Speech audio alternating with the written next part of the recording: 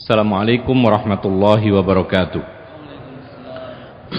Bismillahirrahmanirrahim. Innal hamdalillah nahmaduhu wa nasta'inuhu wa nastaghfiruh wa na'udzu billahi min shururi anfusina wa min sayyiati a'malina. May yahdihillahu fala mudhillalah wa may yudlil fala hadiyalah. Asyhadu an la ilaha illallah wahdahu la syarika lah wa asyhadu anna Muhammadan abduhu wa rasuluh. Allahumma salli wa sallim ala nabiyyina Muhammadin wa ala alihi wa sahbihi wa man tabi'ahum bi ihsanin ila yaumiddin wa sallama tasliman katsira. Amma ba'd. Kaum muslimin dan muslimat yang dimuliakan oleh Allah, melanjutkan kajian kita masih berada pada pertengahan rukun-rukun salat. Sudah kita bahas tentang qiyam, menjadi rukun salat fardu. Tetapi kalau salatnya sunnah, maka qiyam itu bukan rukun, tetapi hukumnya sunnah. Kemudian juga kita telah bahas hukum takbiratul ihram, rukun salat. Kemudian baca Al-Fatihah, lalu ruku' setiap rakaat, kemudian i'tidal, dan sebelumnya adalah mengangkat kepala dari ruku'. Kemudian tibalah sekarang nomor 7 adalah as-sujud, yaitu sujud. Maksudnya di sini adalah sujud 2 kali setiap rakaat. Itu rukun salat. Jadi kalau ternyata dalam satu rakaat cuman sekali sujudnya, maka salatnya batal, tidak sah.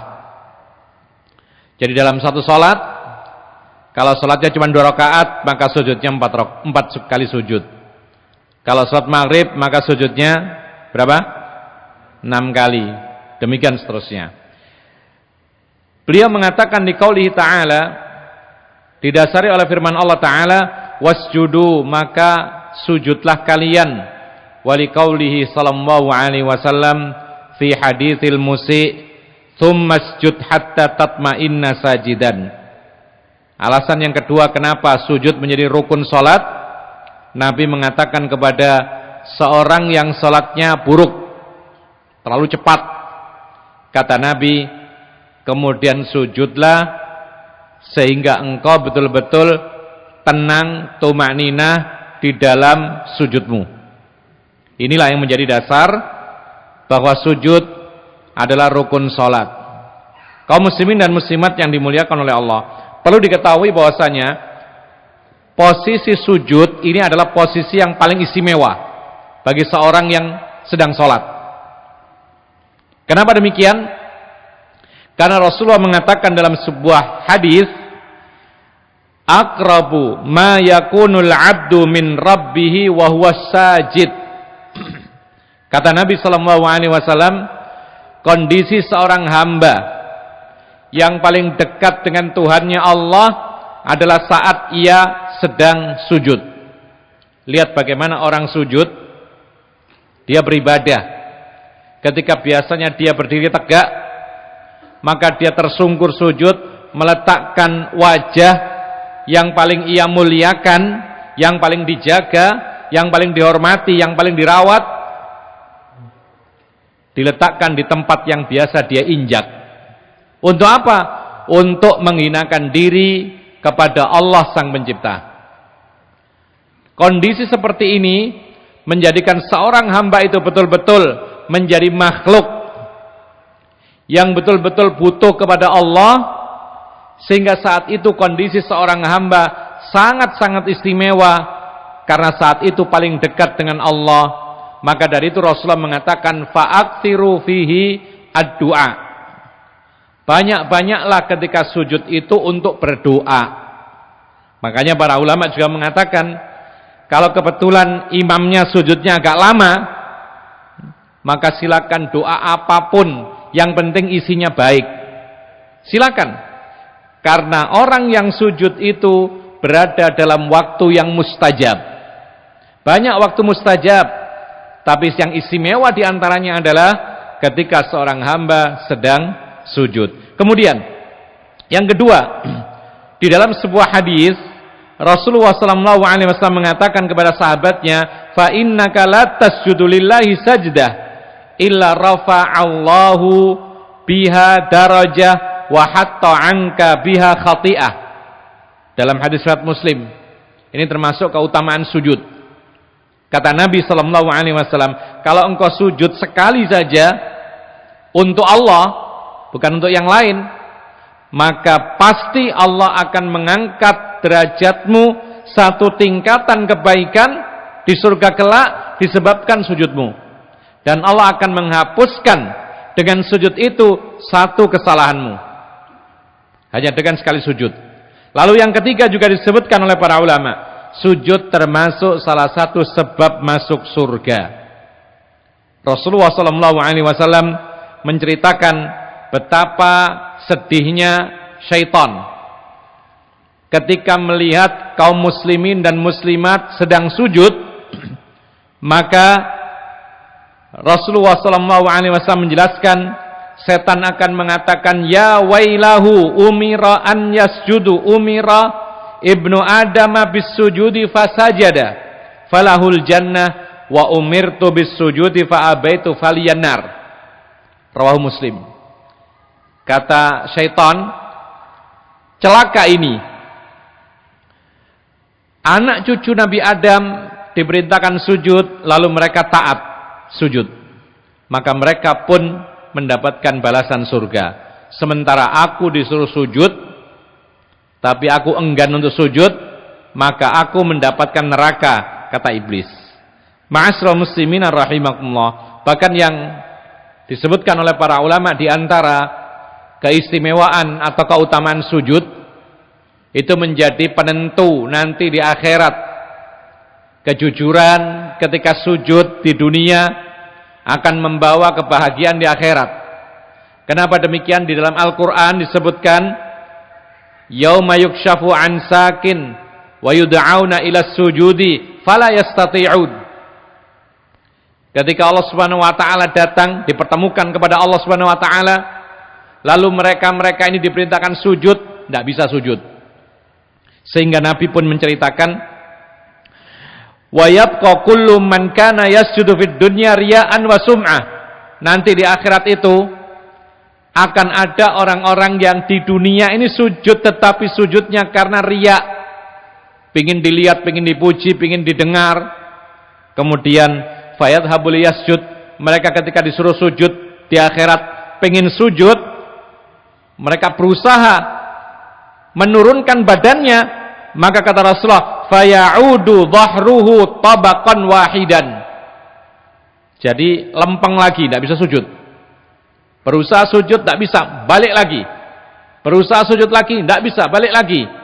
Dihukum oleh Allah Subhanahu wa taala karena mereka sujud di dunia ikut-ikutan, sujud di dunia merasa terpaksa, sujud ketika sholat merasa beban, sujud di dunia pengen dilihat, pengen dipuji sebagai ahli sholat, maka nanti di akhirat akan ketahuan. Dan itu disaksikan oleh semua manusia yang ada pernah tinggal di dunia ini. Kita lanjutkan. Kemudian,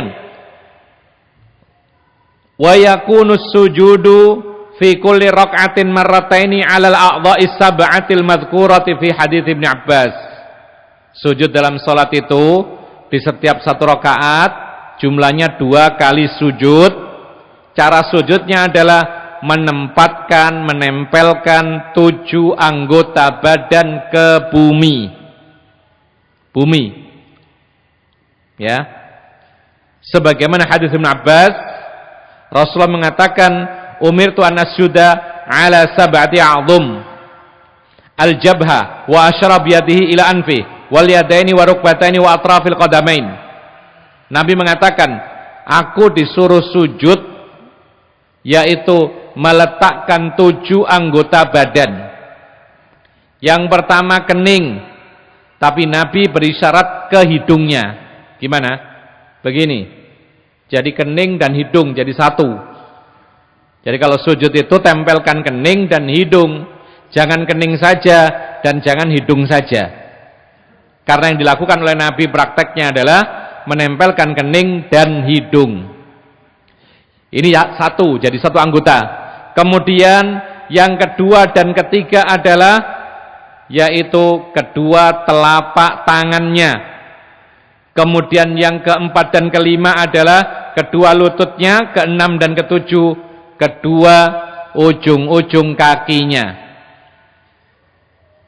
7, pas ya. Jadi kalau dari bawah kita hitung kedua ujung telapak kaki, kemudian kedua lutut, kemudian kedua telapak tangan, kemudian yang terakhir adalah kening, hidung termasuk bagian daripada sujud, ngikuti kening. Oleh karena itu ikhwan fillah azakumullah, maka para ulama mengatakan bahwa sujud di atas 7 anggota badan ini harus, tidak bisa tidak. Dan itu adalah termasuk rukun. Kalau sujud di atas 6 kurang 1 maka batal sujudnya. Kalau batal sujudnya, batal sholatnya. Kecuali kalau ada uzur, misalnya satu tangannya putus, misalnya kakinya satunya nggak ada, maka sujud cuma 6 anggota badan, tidak ada masalah. Allah mengatakan fattaqullaha mastata'tum. Tapi kalau normal semua, bisa sujud tapi kok malas tidak ditempelkan, misalnya tangannya dan semisal, maka batal sholatnya. Baik.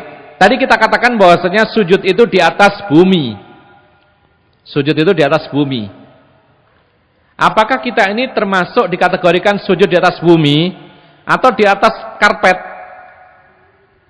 Ya, mana yang benar? Jawabannya bahwasanya dibolehkan sujud di atas karpet. Karena Nabi SAW pernah sujud pakai tikar. Oleh karena itu dibahas oleh para ulama tentang hukum penghalang sujud. Dibahas oleh para ulama tentang penghalang sujud. Maksudnya menghalangi dari bumi. Maka ada 2 bagian. Bagian yang pertama yaitu ujung kaki dan lutut. Kalau ada penghalangnya maka sah, tidak ada perbedaan pendapat. Tidak ada masalah. Lutut ada penghalangnya seperti kain. Rasulullah sholat pakai kain, pakai sarung, pakai jubah.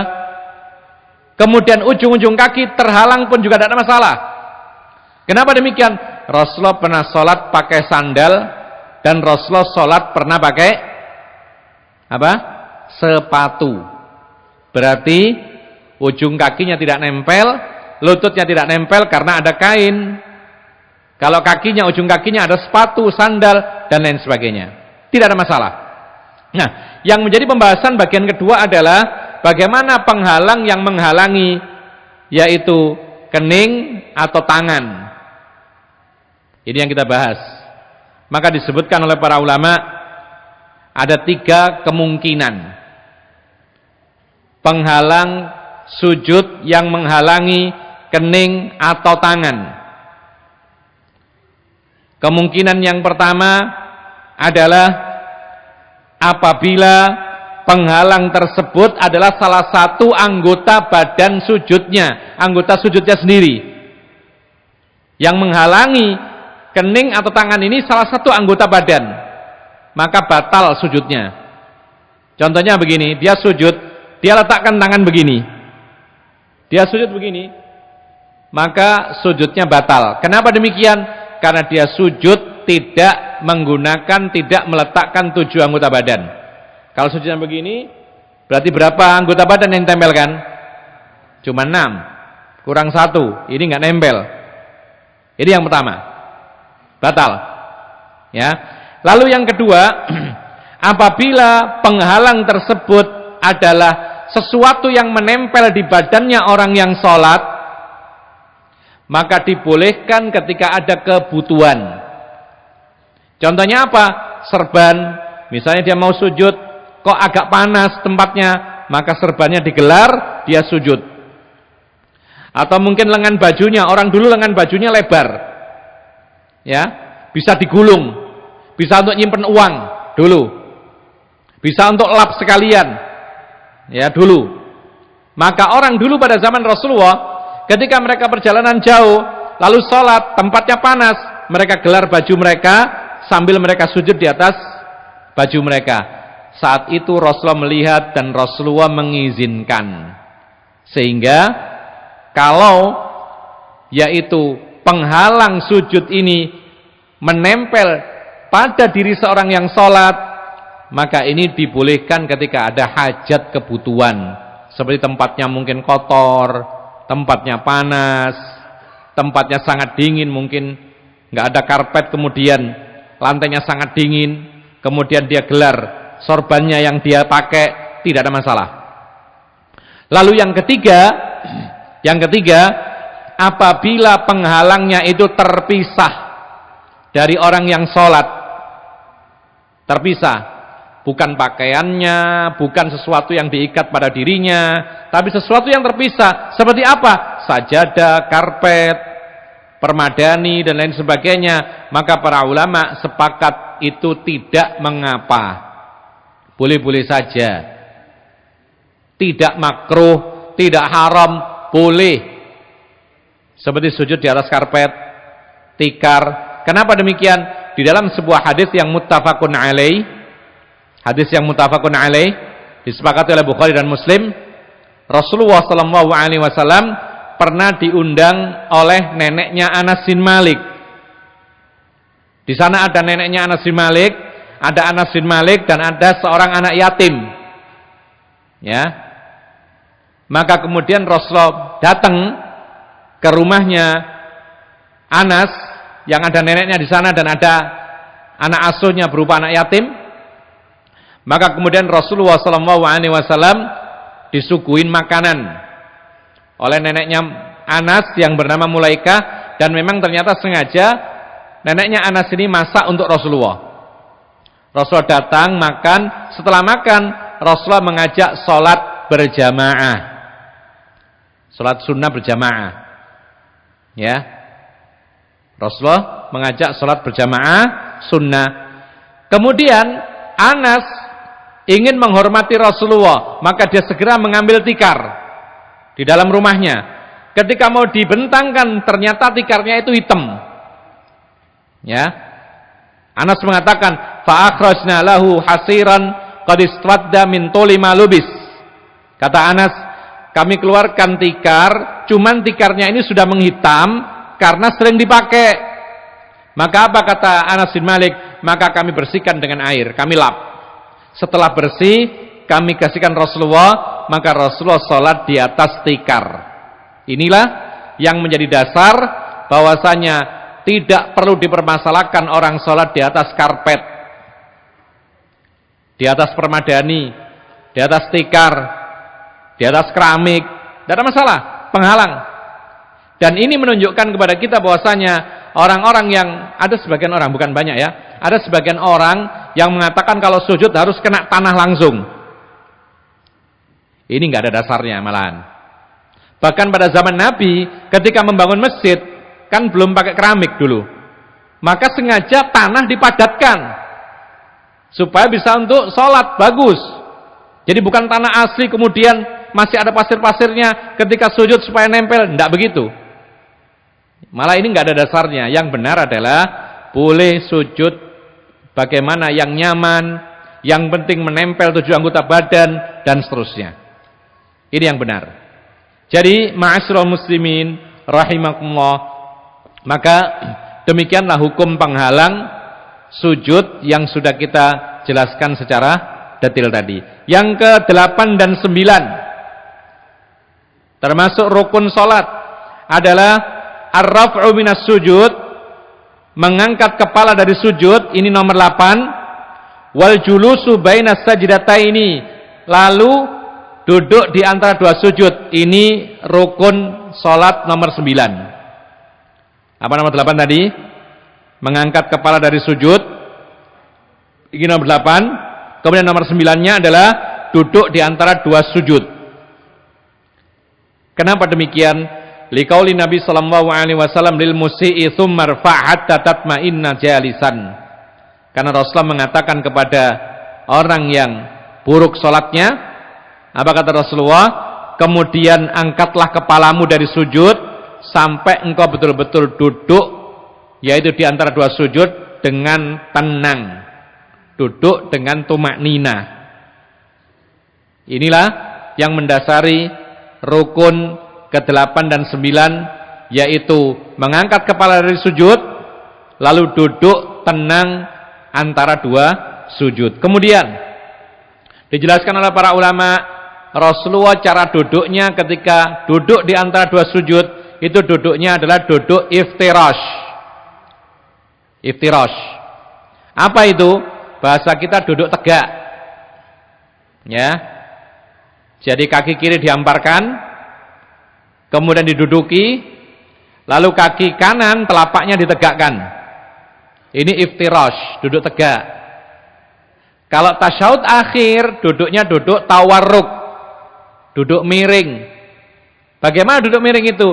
Seperti iftirash, tetapi kaki kirinya dimajukan dan duduknya di bumi. Seperti yang antum biasa suka lakukan sehari-hari ketika tasyahud akhir, duduknya miring. Nah, itulah yang namanya tawarruk. Nah, kaum muslimin dan muslimat yang dimuliakan oleh Allah, yang ke-10, at-tumakninah fi jamil arkan. Harus tumaknina di dalam semua rukun. Dari awal sampai akhir kan rukun itu. Harus ada tumaknina masing-masing. Apa tumaknina itu? Huwassukunu wa takunu biqadril qaulil wajibi fi kulli ruknin.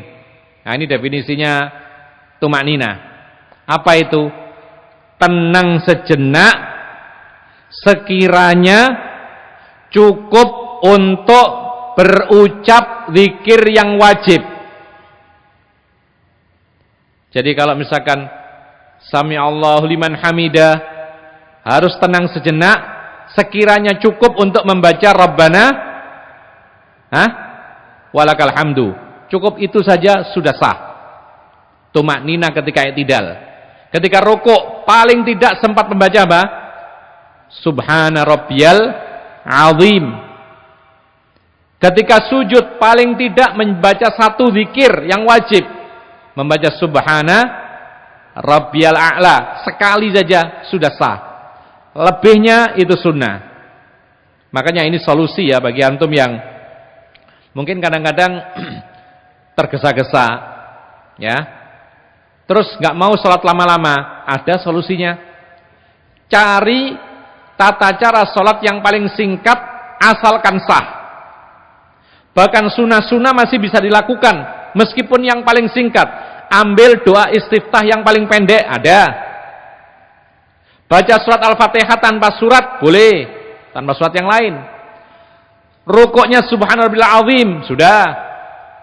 Sami Allah liman hamidah rabbana walakal hamdu, selesai. Sujud subhanarabbiyal a'la satu kali. Semuanya satu kali, maka sah sholatnya dan itu sudah sempurna. Artinya sudah sah.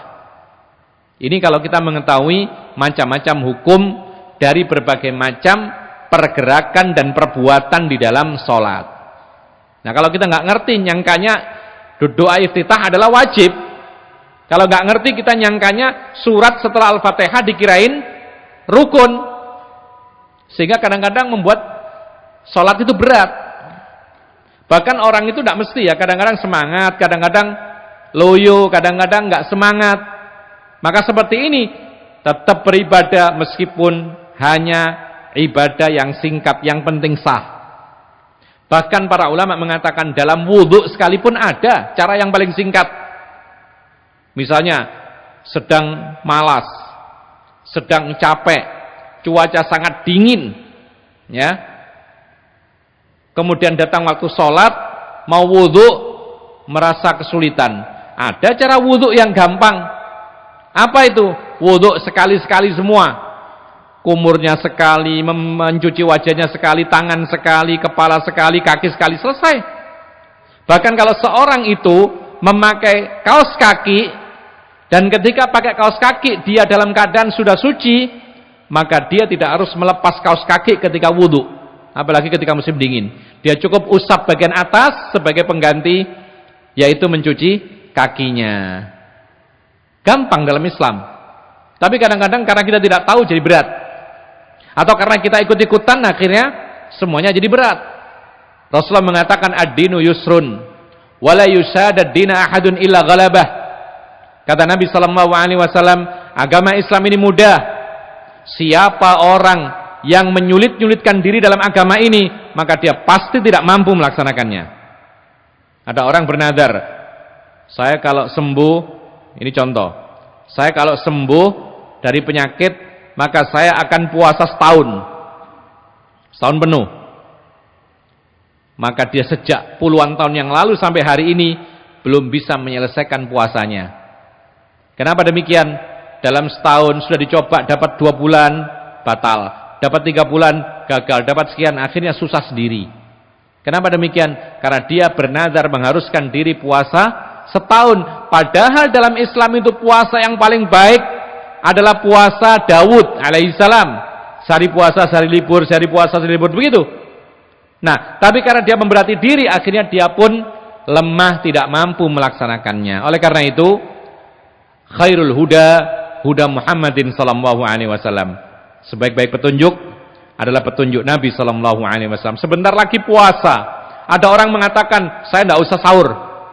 Loh, kenapa? Kuat. Sahur saja lebih bagus. Tidak, saya pengen lebih lapar lagi. Kalau saya lebih lapar, lebih mantap lagi. Lah kalau begitu caranya, ya sudah, bukanya nanti malam aja. Atau hampir subuh bukanya, biar lebih mantap lagi. Tapi agama ini bukan mantep-mantepan. Agama ini yang mana yang paling bagus, yang paling sesuai dengan apa yang diajarkan oleh Allah dan Rasulnya, maka itulah yang paling bagus. Liyabluwakum ayyukum ahsanu amala. Allah menguji kalian, siapa di antara kalian yang lebih bagus amalannya. Yang lebih bagus amalannya, kata Imam Ibnu Katsir, yang paling ikhlas dan paling mengikuti sunnah Rasulullah. Jadi kalau kita punya bekal sunnah Rasulullah, punya ilmu agama, kita mengikuti petunjuk Rasulullah, maka Islam ini mudah. Tidak ada aktivitas-aktivitas yang menyulitkan. Bahkan di dalam Islam ini, orang yang tidak punya harta itu tidak wajib berzakat. Tidak ada. Sementara sebagian orang ketika keluarganya kematian, membebani diri harus bikin acara begini, bikin acara begini. Dari mana kalau ini dilakukan? Sementara apa? Sementara Islam itu tidak pernah menyulitkan pemeluknya, bahkan memberikan kemudahan yang sangat banyak. Orang yang nggak mampu haji, tidak ada kewajiban haji. Bahkan orang yang tidak mampu berdiri sholat, ada solusi, sholat dengan duduk. Tidak mampu duduk, sholat dengan berbaring. Mudah Islam ini. Cuman kadang-kadang karena kita tidak tahu, maka terasa berat Islam ini. Nah, kita lanjutkan, ma'asyiral muslimina rahimakumullah. Maka yang namanya tumaknina itu adalah diam sejenak, sekiranya diamnya itu cukup untuk membaca zikir yang wajib minimal sekali. Kalau sujud minimal membaca subhana rabbiyal a'la. Ya, kemarin kita sebutkan kalau kita ngikut sholat dengan imam, ketika kita rukuk nggak sempat baca subhana rabbiyal azim, berarti nggak bisa kita sholat dengan dia. Nggak boleh. Dinasihati kalau bisa imamnya. Kalau nggak bisa, cari masjid yang lain daripada sholat kita batal. Dan Rasulullah membatalkan sholat orang yang tidak tumaknina, disuruh ngulang-ngulang sampai. Nah, kaum muslimin dan muslimat yang dimuliakan oleh Allah, wali amrihi lahu bi'adati sholati litarkihi tumaknina fiha. Taib, Rasulullah juga memerintahkan untuk mengulang-ulang sholat orang yang tidak tumaknina.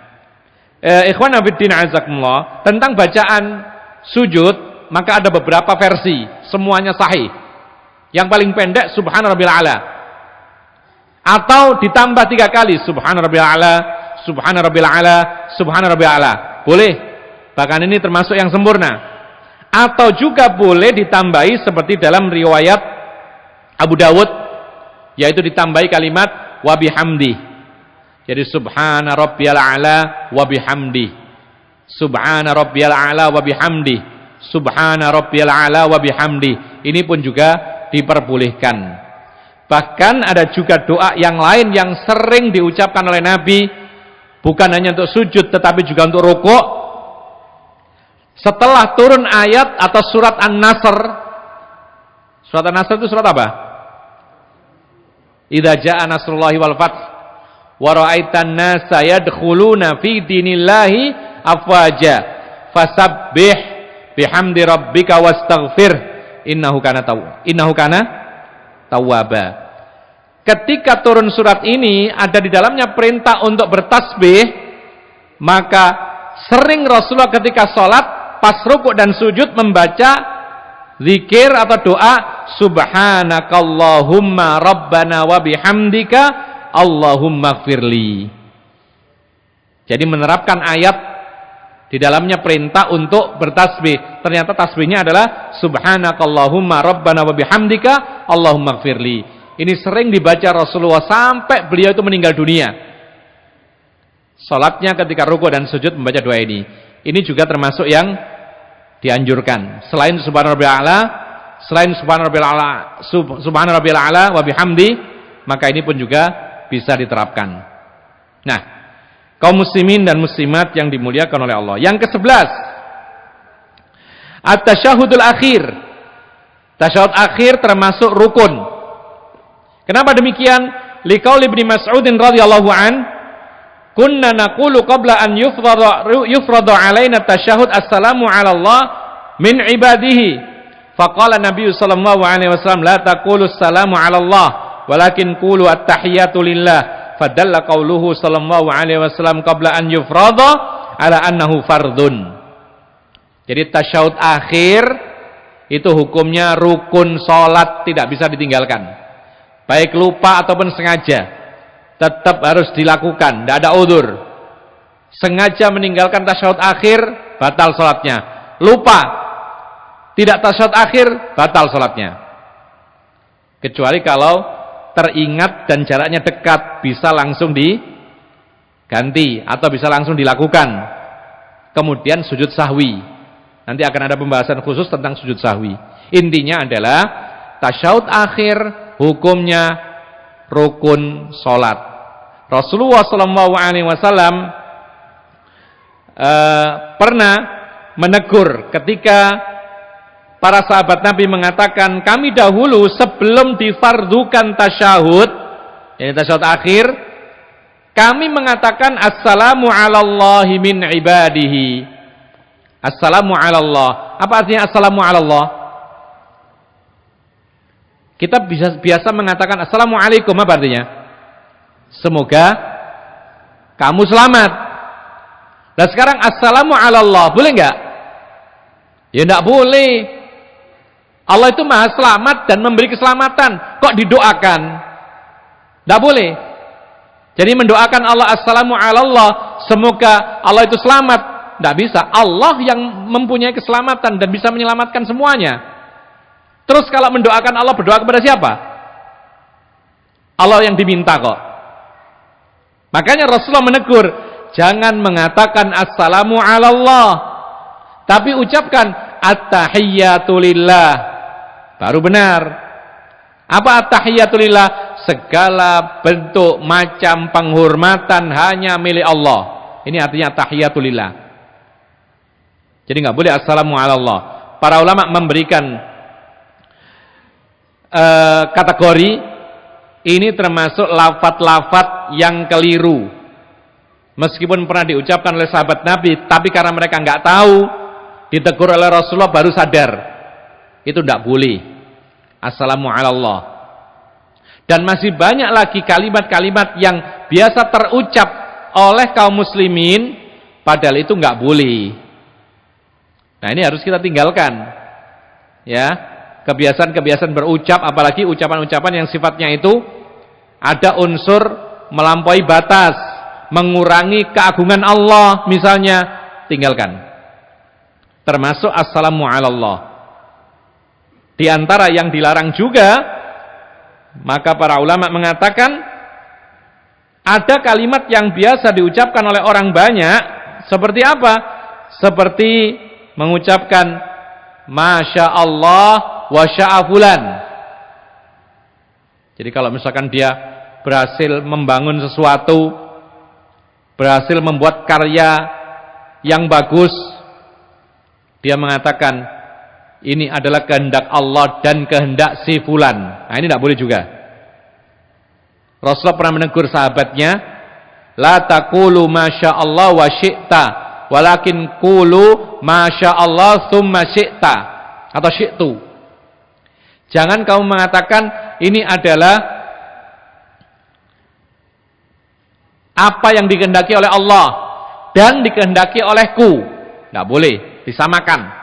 Tapi yang benar, ini adalah kehendak Allah, kemudian aku pun juga berkehendak. Ini baru boleh.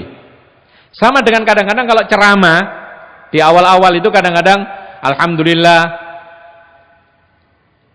dengan izin Allah dan pertolongan kita semua, ini tidak boleh. Dengan pertolongan Allah dan bantuan kaum muslimin, masjid ini terbangun, tidak boleh.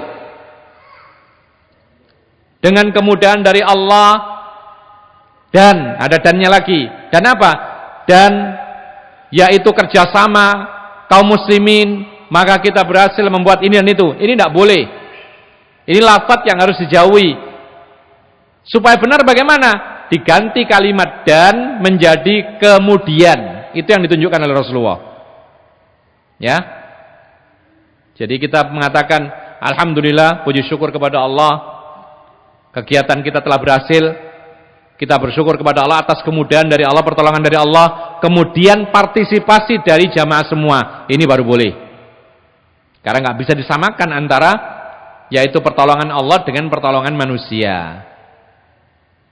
Ini termasuk lafaz-lafaz yang harus dihindari. Ada lagi lafaz yang harus dihindari yang disebutkan oleh para ulama, seperti kata Nabi sallallahu alaihi wasallam, la tahlifu bi abaikum, faman arada an yahlifa falyahlif billahi aw liyasmut. Jangan sampai kalian itu bersumpah dengan membawa nama kakek moyangmu.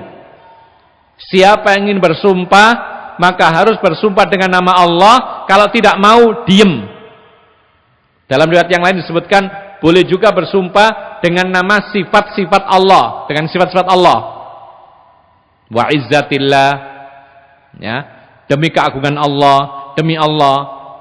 Enggak boleh demi Rasulullah, enggak boleh dalam Islam. Ya. Karena sumpah itu pengagungan kepada zat yang maha agung. Aku bersumpah demi Allah. Aku bersumpah demi nama Ar-Rahman. Allah juga. Aku bersumpah demi Ka'bah, boleh enggak? Enggak boleh, Rasulullah melarang. Tapi kalau dia mengatakan aku bersumpah demi Tuhannya Ka'bah, baru boleh. Yang penting kalau sumpah itu atas nama Allah, atau sifatnya, atau salah satu nama Allah. Enggak boleh makhluk. Enggak boleh makhluk. Karena ini termasuk lafaz-lafaz kesyirikan. Meskipun bukan syirik besar, tetapi ini termasuk dosa yang besar. Jadi ma'asyiral muslimin rahimakumullah, maka kadang-kadang kita ini tidak terasa, ya, niatnya baik, tetapi ucapan kita tidak baik. Karena itu dilarang oleh Rasulullah sallallahu alaihi wasallam. Termasuk yang sekarang lagi rame mengatakan apa namanya, pawang hujan. Ini kalimat yang batil.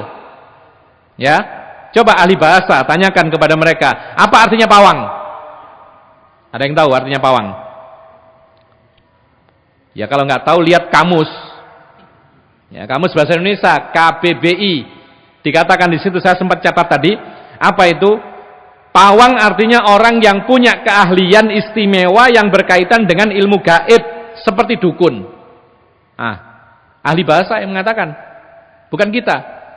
Dan Allah mengatakan fas'alu ahla dzikri in kuntum la ta'lamun. Tanyalah kepada ahlinya kalau kita nggak tahu. Sampai disebut seperti dukun. Ini karena apa? Karena mengklaim tahu gaib. Nah, pawang demikian juga yang namanya pawang, yaitu orang yang punya keahlian istimewa yang berkaitan dengan ilmu gaib. Nah, definisi ini adalah definisi yaitu bahasa Indonesia. Dan kita tahu semua bahwasanya siapa yang tahu gaib? Hanya Allah. Allah mengatakan, "Qul la ya'lamu man fis samawati wal ardil ghaiba illallah." Katakanlah wahai Muhammad, tidak ada satu pun di langit dan di bumi yang tahu gaib kecuali Allah. Nggak ada lagi.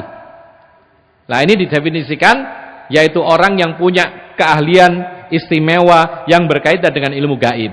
Sudah nggak benar. Rasulullah saja nggak tahu gaib kecuali yang diwahyukan. Betul nggak? Kalau Rasulullah tahu gaib, dia nggak akan bocor kepalanya ketika perang. Dia tidak akan patah giginya ketika perang. Dia tidak akan diracun oleh orang Yahudi. Akhirnya diracun. Dia tidak akan terkena sihir kalau tahu gaib. Tapi semua musibah demi musibah dirasakan oleh Rasulullah. Di antara sebabnya karena memang beliau tidak mengetahui gaib. Kecuali sebatas yang diwahyukan oleh Allah Subhanahu wa taala, dikehendaki oleh Allah. Kalau tidak ya sudah, dapat mudarat.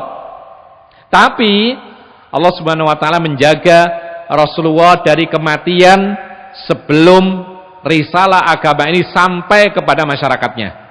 Setelah sampai sempurna agama baru diwafatkan oleh Allah Subhanahu wa taala. Itu jaminan dari Allah. Wallahu ya'simuka minan nas. Allah menjagamu dari manusia yang ingin membunuh engkau. Sehingga Rasulullah selalu diselamatkan. Ketika agama ini belum sempurna, terus dijaga oleh Allah sampai sempurna agama selesai, Rasulullah kemudian meninggal dunia. Kaum muslimin dan muslimat yang dimuliakan oleh Allah. Nah, kalau pawang tadi demikian artinya kita turun lagi, apa maknanya pawang hujan? Nah, ini lebih hebat lagi. Pawang hujan artinya dalam kamus KBBI orang yang pandai menolak hujan. Coba. Bagus gak itu? Hah? Ya tidak benar. Orang yang pandai menolak hujan. Kalau memang orang pandai menolak hujan, kenapa ada banjir? Iya kan? Setiap kota katanya ada pawang hujan. Tapi kok banjir terus? Dan banjirnya langganan. Kalau memang dia bisa mengarahkan hujan itu ke laut, ya sudah disumberkan ke laut semua. Setiap ada awan diarahkan ke laut, selesai. Setiap musim hujan demikian, jaga-jaga terus. Tapi ternyata kan tidak bisa sebenarnya. Oleh karena itu kita katakan Islam ini agama sempurna. Membahas yang paling kecil sampai yang paling besar. Jadi kalau masalah buang hajat saja diatur dalam Islam, jelas ini pun juga diatur, tentang hujan ini diatur. Bagaimana caranya kita ini misalnya ingin supaya hujannya reda, diatur. Bagaimana supaya mendatangkan hujan, diatur dalam Islam. Cuman kadang-kadang kita nggak tahu. Akhirnya ke pawang hujan. Akhirnya tetap hujan. Yang lucunya kan ketika ditanya, loh kok tetap hujan? Iya, karena belum sempat ini begitu. Nah, terus ritualnya berhari-hari itu untuk apa? Kan itu kabarnya kan ritualnya berhari-hari. Sudah ada persiapan, tapi tetap saja hujan. Ternyata BMKG-nya sendiri mengatakan redanya hujan itu memang karena durasinya habis. Malah pinteran BMKG-nya, perkiraannya betul malahan. Memang sekitar sekian lamanya habis gitu loh.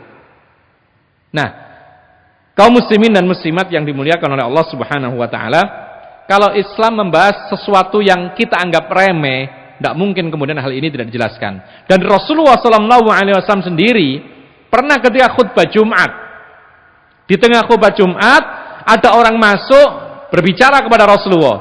Rasulullah khutbah ini. Dia mengatakan, wahai Rasulullah, harta habis, hewan ternak mati, kita kekeringan, tidak bisa kemana-mana kita ini. Minta kepada Allah ya Rasulullah supaya kita hujan. Langsung Rasulullah mengangkat tangan, dia mengatakan Allahumma aghithna, Allahumma aghithna. Terus diulang-ulang begitu. Turun hujan seketika itu. Ya, hanya dengan doa. Bukan ritual. Bukan bakar kemenyan.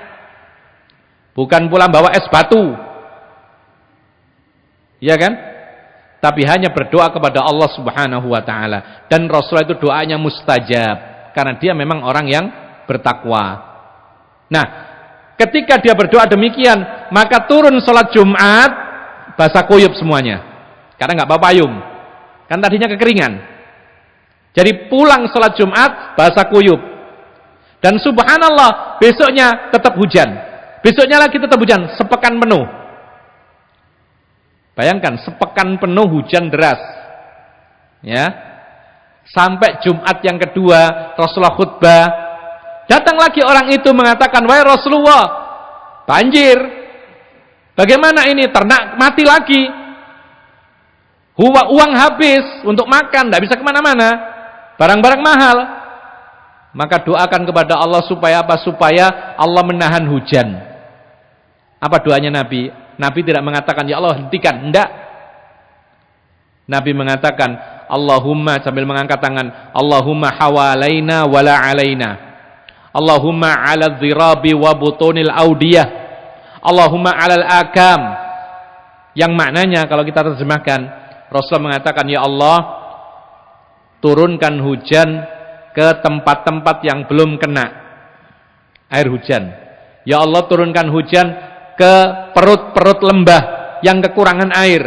Ya Allah, turunkan hujan ke tempat-tempat pohon-pohon yang butuh air. Setelah itu kemudian terang benderang. Habis hujan, tidak ada setitik pun yang jatuh. Mereka turun salat Jumat, dari salat Jumat dalam keadaan kepanasan. Terbalik. Ini menunjukkan kepada kita bahwasanya demikianlah kuasa Allah. Turun hujan, tertahan hujan, itu ada di tangan Allah. Makanya Allah mengatakan, walladzi yursilur riyaha busyran baina yaday rahmati. Dialah Allah yang mengutus angin sebagai muqaddimah, pendahuluan akan datang rahmatnya Allah. Hujan itu rahmat. Dan yang menurunkan hanya Allah Subhanahu wa taala. Oleh karena itu, ma'asyiral muslimin rahimakumullah, kalau kita lihat banyak ritual, dan ritual itu dari mana? Kalau enggak dari syaitan. Kalau dari Rasulullah tidak mungkin seperti itu. Ya. Tidak mungkin. Ritual. Bahkan ada ucapan-ucapan yang tidak bisa dipahami. Apa namanya itu? Mantra. Makanya para ulama mengatakan, untuk membedakan ini orang saleh atau dukun, lihat ucapan yang keluar. Kalau orang yang saleh isinya doa, murni doa, atau zikir, murni zikir. Tapi kalau dukun, mesti ada yang namanya, apa namanya? Qomat kamit, mantra. Meskipun kadang-kadang yang ditampakkan itu ayat Quran, tapi disisipi dengan mantra yang tidak diketahui maknanya kecuali oleh dia atau jinnya atau setannya. Dan itu kita saksikan semua. Ucapan-ucapan, teriakan-teriakan, ya kan? Manggil-manggil apa itu? Tidak jelas. Maka ini adalah termasuk bagian daripada ritual. Kemudian kaum muslimin dan muslimat yang dimuliakan oleh Allah, kalau mereka mengatakan bahwasanya ini dengan ritual itu maka hujan reda, kita katakan ini pun juga belum pasti. Kita katakan bisa saja redanya memang waktunya reda. Artinya sampai hari ini belum ada bukti, belum ada kenyataan yang bisa dipastikan bahwasanya pawang hujan itu terbukti. Ada kemungkinan kebetulan. Tidak bisa. Kalau Rasulullah pernah terbukti, doa langsung reda, doa langsung hujan, pernah. Tapi mereka pawang hujan, tidak ada satu pun sekarang itu yang bisa membuktikan. Coba sekarang, kalau memang dia bisa, ya, pawang hujan itu betul-betul bisa, coba balik sekarang, datangkan hujan. Sudah. Kalau menghentikan hujan, bisa kebetulan. Tapi sekarang coba datangkan hujan pada musim kemarau. Coba. Berani nggak gitu? Ya, tidak mungkin berani. Karena tidak bisa memang. Bisanya apa ya tadi? Spekulasi. Ya. Jadi ikhwan fillah azakumullah, maka kita harus meyakini bahwasanya itu adalah perdukunan. Dan tidak boleh kita percaya. Orang Islam tidak boleh percaya demikian. Ya. Dan hujan itu adalah rahmat dari Allah. Kalau kita misalnya tidak membutuhkan, orang lain membutuhkan, makhluk Allah membutuhkan, tidak perlu kita bendung-bendung. Kalau kita merasa kebanyakan dan mudarat, maka kita minta kepada Allah supaya dialihkan kepada tempat yang lain yang membutuhkan hujan tersebut. Kaum muslimin dan muslimat yang dimuliakan oleh Allah Subhanahu wa ta'ala, maka lain halnya kalau misalkan ada usaha konkret, ya, misalnya memecah awan dengan alat-alat yang canggih, ya, atau menyebarkan apa begitu, atau menembak awan supaya jatuh air. Ini beda, ini usaha konkret, ini sebab akibat. Maka ini tidak masalah, tidak ada unsur Kleniknya ini tidak masalah.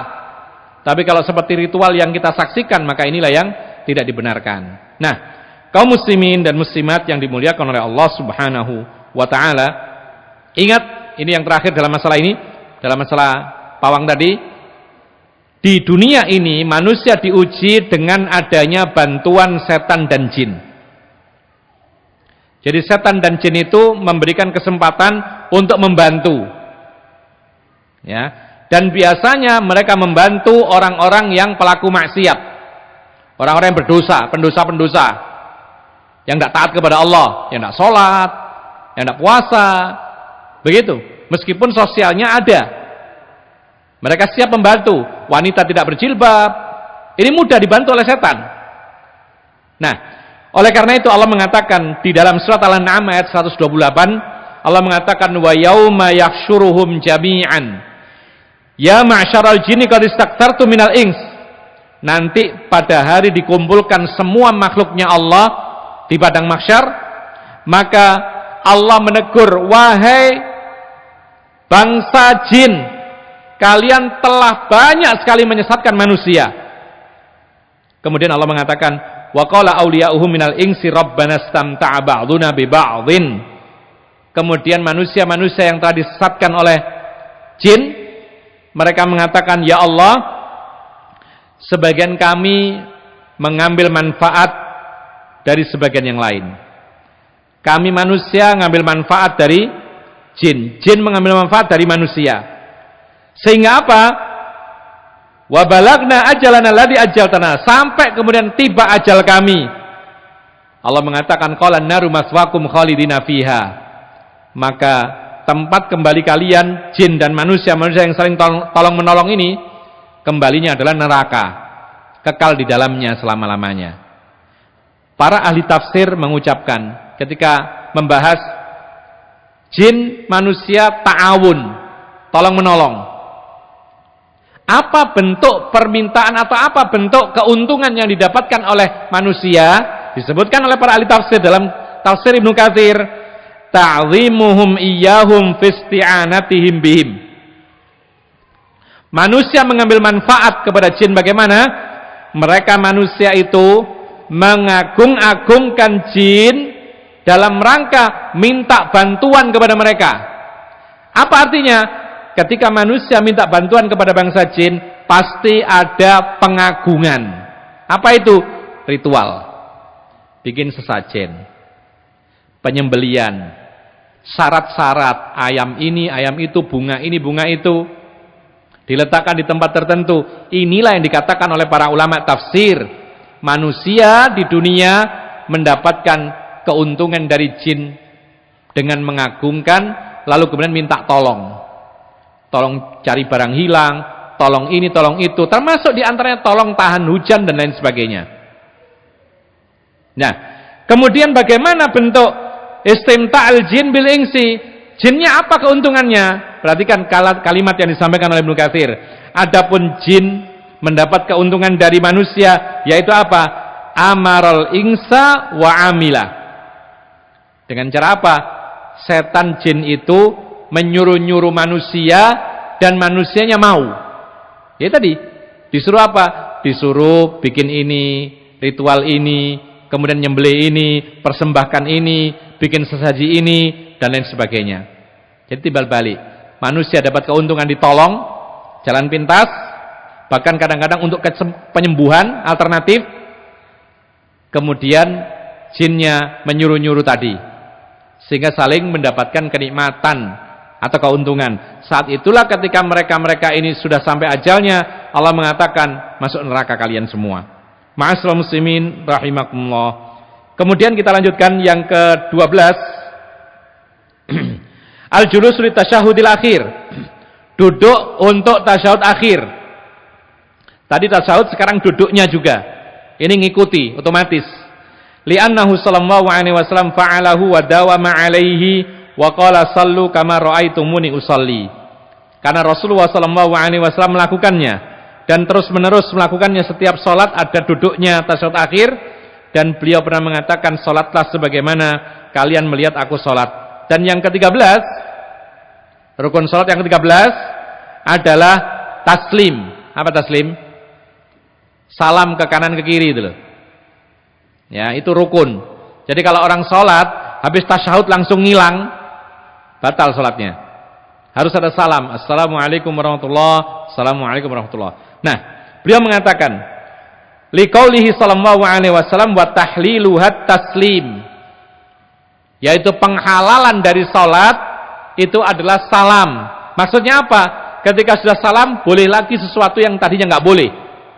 Bicara, boleh lagi. Menghadap kemana-mana, boleh lagi. Batal wudhu, boleh. Dengan salam tadi, menjadi boleh. Maka, fayaqulu an yaminihi assalamualaikum warahmatullahi wa an yasarihi assalamualaikum warahmatullahi. Dengan cara apa? Menoleh ke kanan mengucap assalamualaikum warahmatullahi, menoleh ke kiri pun juga assalamualaikum warahmatullahi. Ini adalah cara salam yang paling sering dilakukan oleh Nabi dan riwayat yang paling masyhur, yaitu assalamualaikum warahmatullahi, assalamualaikum warahmatullahi. Ini yang paling sering dilakukan Nabi. Benar. Yang kita terapkan sehari-hari, ini memang yang paling sering dilakukan oleh Nabi. Tapi ingat, ikhwan fillah azakumullah, Rasulullah juga pernah kadang-kadang menambahi kalimat wabarakatuh di salam yang pertama. Kadang-kadang. Jadi assalamualaikum warahmatullahi wabarakatuh. Assalamualaikum warahmatullahi. Pernah. Artinya, kalau ada orang yang melakukan demikian, gak usah ribut. Karena memang ada riwayat yang sahih. Ya.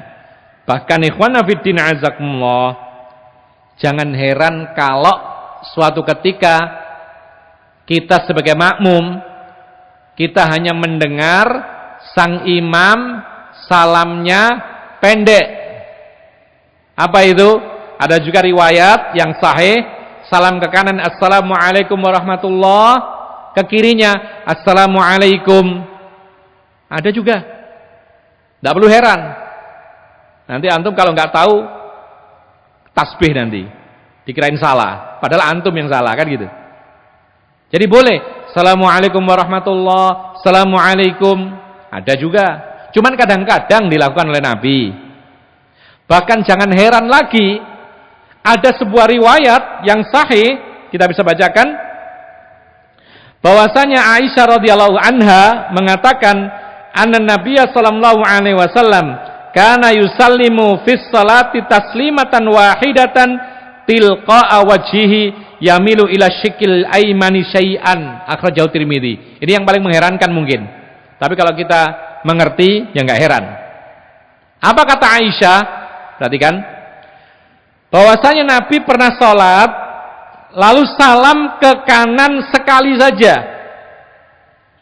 Dia hanya memiringkan kepalanya ke kanan sedikit, kemudian tidak terdengar suara salam ke kirinya. Jadi dia mengatakan, assalamualaikum warahmatullahi. Nggak kedengaran lagi. Makanya para ulama mengatakan, memang salam itu adalah rukun sholat. Tapi salam yang mana? Salam yang pertama itu rukun, yang kedua ini dipersisikan oleh para ulama. Ada yang mengatakan salam kanan kiri dua-duanya itu adalah rukun. Ada yang mengatakan salam ke kanan itu rukun, ke kirinya sunnah. Ya. Dan itu yang lebih tepat. Karena ternyata ada hadis yang menunjukkan bahwa Rasulullah pernah salam cuman ke kanan saja. Ke kirinya tidak ada. Tapi yang paling sering sekali lagi kanan kiri, assalamualaikum warahmatullahi, assalamualaikum warahmatullahi, ini yang paling sering. Ya, jadi kalau antum misalnya di suatu komunitas yang belum mengenal sunnah-sunnah seperti ini, ya jangan coba-coba dilakukan yang mereka nggak tahu. Akhirnya mereka salah paham. Jelaskan dulu kepada mereka kalau mau mengamalkan. Kalau tidak memungkinkan, tidak apa-apa, ini sunnah, tidak harus dilakukan. Yang terakhir 14, tartibul arkan alama taqaddama bayanuhu, mengurutkan apa yang telah berlalu penyebutannya. Jadi urut dari sejak takbiratul ihram, kemudian membaca iftitah, kemudian al-fatihah, kemudian terus sampai salam.